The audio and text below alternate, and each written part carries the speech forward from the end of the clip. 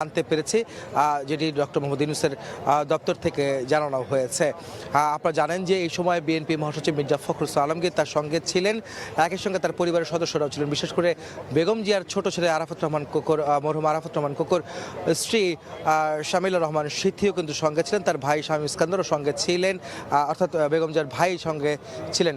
এবং মেডিকেল বোর্ডের অন্যান্য সদস্যরা কিন্তু তাকে, ডক্টর মোহাম্মদ ইউনূসকে বেগম জিয়ার স্বাস্থ্যের সবশেষ অবস্থা জানান, যেখানে তারা বলেন যে দেশি বিদেশি